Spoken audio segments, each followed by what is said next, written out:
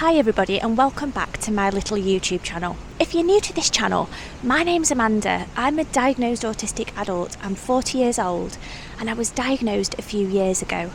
In today's video, I want to talk about some of the positive things that go alongside autism, because I think I've talked so much about some of the more, let's say, negative things. I don't like using that word, but there's so much out there with regards to our autistic challenges, but there's also so much positive as well. So that's what I'm going to talk about in this video. Hope you guys enjoy.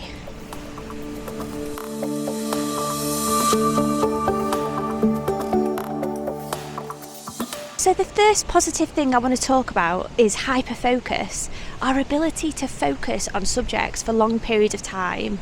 It's something that I can be really good at, and although I've said it in a previous video, it can have a negative effect because we can lose sleep and we can stop eating and everything like that because we can just forget because we're hyperfocusing.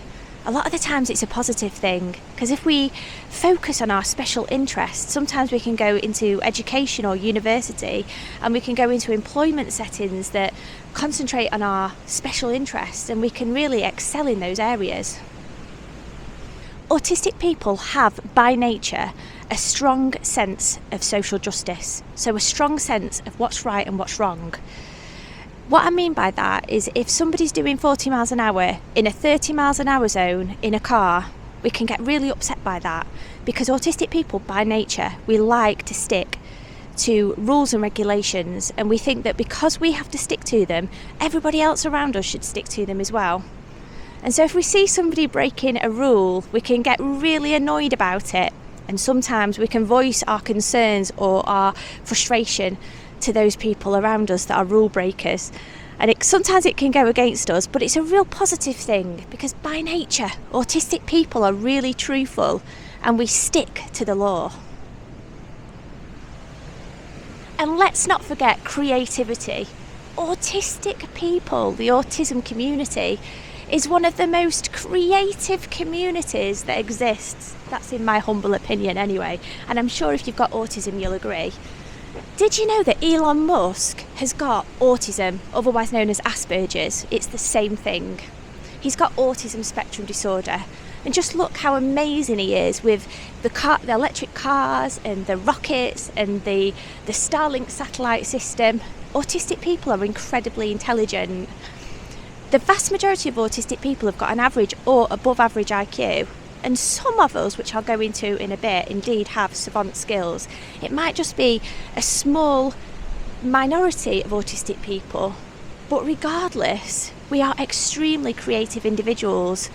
You might have a PlayStation or a Nintendo Switch or an Xbox, but did you know that a lot of those games are actually designed and produced by autistic people?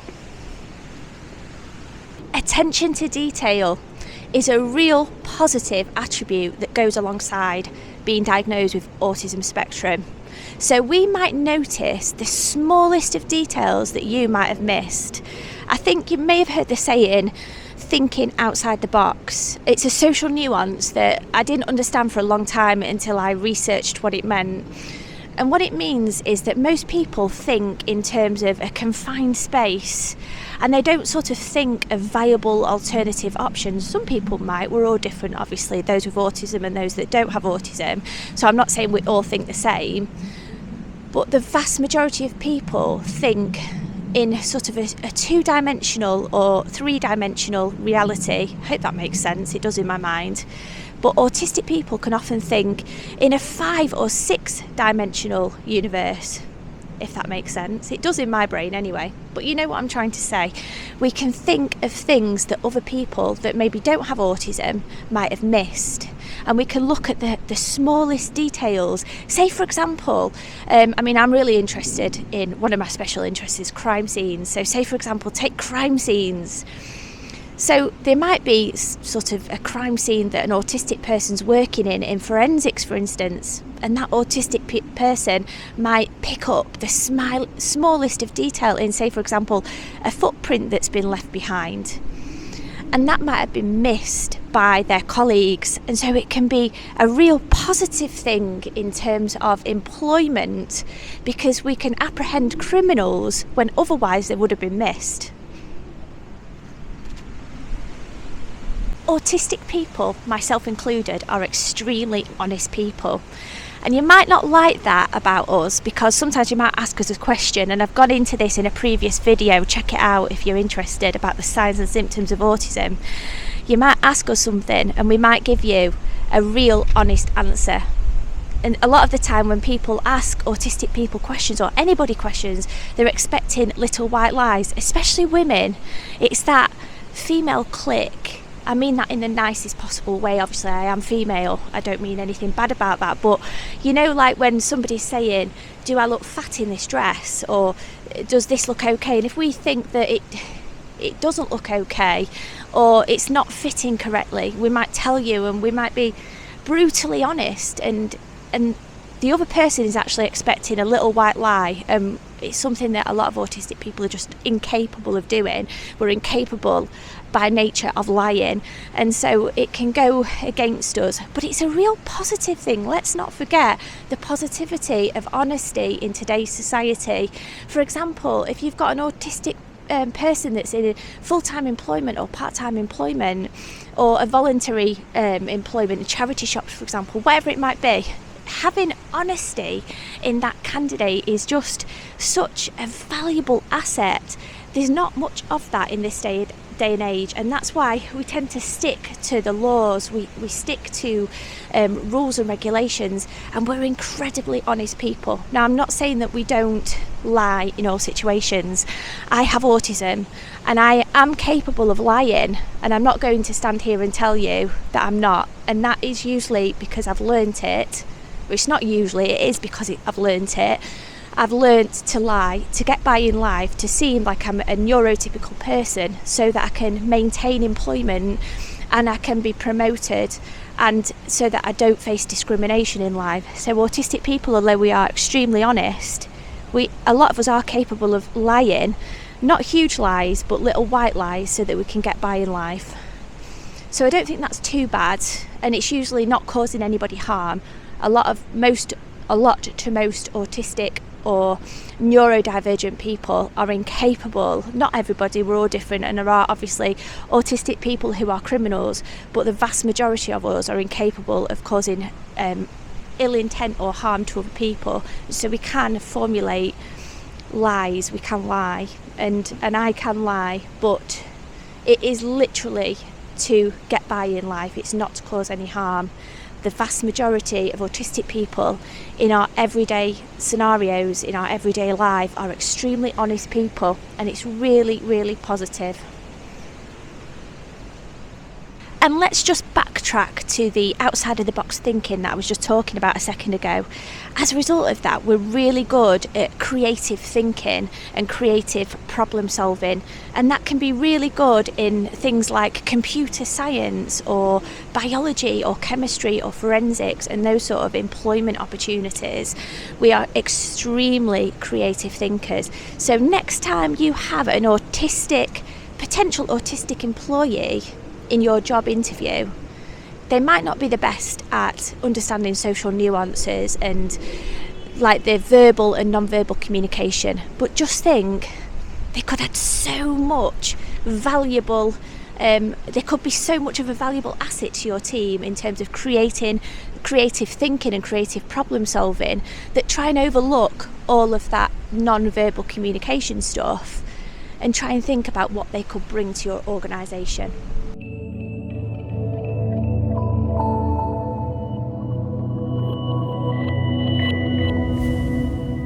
A lot of autistic people, we tend to follow our own intuition. We follow ourselves, our own inner guidance, our own thoughts and feelings, and as a result we don't tend to follow other people, especially in group scenarios, social situations where you've got friends and gatherings. A lot of autistic people find understanding the thoughts, feelings and emotions of others really difficult, and so as a result we don't sort of get that social intent, if you like, if that's the right word. And so whereas other people might copy each other or might follow each other, somebody might do something and their friend might copy and paste, although we do that for masking, but it's different, it's a learned thing, it's not something that we intuitively do. autistic people, especially autistic women, although we do mask, and that's for another video, we do social camouflage, we tend to follow our own inner thoughts, and we do what we want, basically. So say, for example, somebody might say, you might have a child with autism or a teenager with autism, and you might say, can you please wash the pots or help me clean the car, and I'll give you £5. And if the autistic person doesn't want to do it, they'll just say no, and they won't do it, and they'll be blunt about it. It's not because they're being rude, it's because we've got our own mind, and if we feel that something doesn't benefit us, or something, maybe you may be asking us to do something and it's socially wrong, coming back to rule breaking, if we feel that that's wrong, it doesn't benefit society, there's no purpose for it, for example, those sort of things, then we just won't do it. And so we tend to follow our own inner mind. We don't follow other people. We won't necessarily do something because somebody else has asked us to do it. I used to be like that at work, and my employers used to think that it was a real negative thing because they'd asked me to go on a home visit and see an emergency patient, and it was snowing out, and in my mind I was thinking, well, there's a risk because it's heavy snowing, it's ice, we're in Buxton, it's -4, there's a risk that I could crash and die. Is this an emergency situation? No, it's not an emergency situation. Can it wait? Yes, it can wait. Is it an emergency to me potentially if I crash and die? Yes, it's an emergency to me. And so I weighed up all of that information, and I came to the conclusion within seconds that it just wasn't worth the risk. Obviously, I was defiant in that situation, which a lot of autistic people are, which is a positive thing. Let me just come back to that in a minute. But to managers and other people, that opposition defiance, that's for another that's for another video, that's what it's called, opposition defiance, where we say no when somebody wants us to do something, and we just say no and we don't do it, and we're not coerced into doing it because we've got our own minds and our own way of thinking. The manager thought that I was incredibly rude, incredibly defiant, and it went against me, and he ended up being pushed to disciplinary meetings and all that sort of stuff, which a lot of autistic, although I'm not saying it's a negative thing, it's a positive thing, because we weigh up what's positive, the benefits and the disadvantages, and we think outside the box. In that situation, I could have easily crashed and something could have happened to me, and then it would have been me that would have been injured. So it is an incredibly positive thing. It's incredibly rare for somebody of this day and age to say no to somebody else, and saying no is an incredibly empowering word. It's an empowering feeling, and it's an empowering thing to do. A lot of people in employment tend to just go along with what they're asked without weighing up what the consequences and etc. So although a lot of people see us being opposition or defiant and thinking that that is a negative thing, I think it's a positive.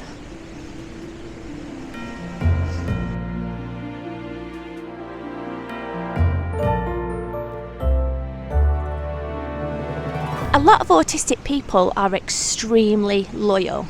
That means that if you go into a relationship with an autistic person, it can be really, really good, because we stick to you as a person, and we stick up for you, and we stay by your side, and we'll tell you the truth.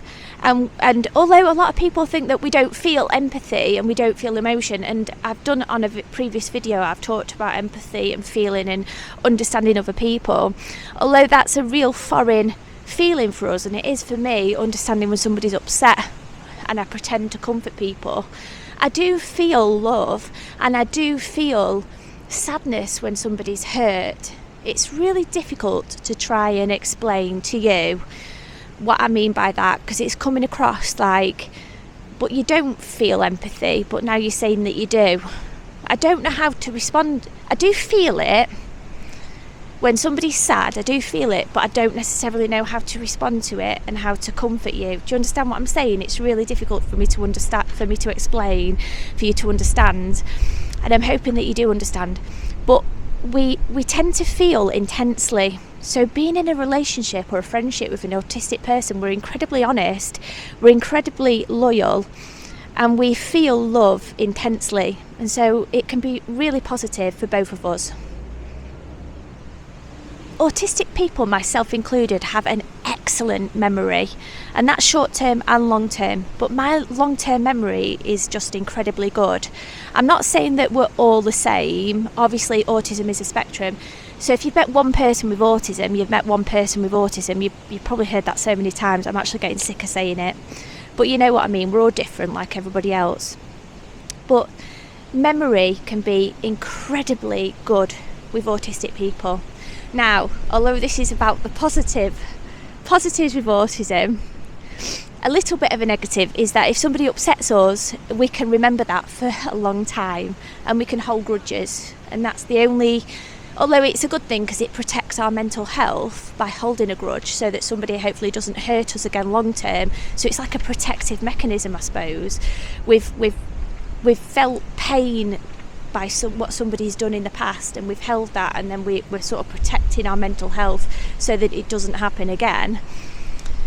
It's a real positive thing because we can remember small details over a long period of time that others might forget, and I think that's a really positive attribute.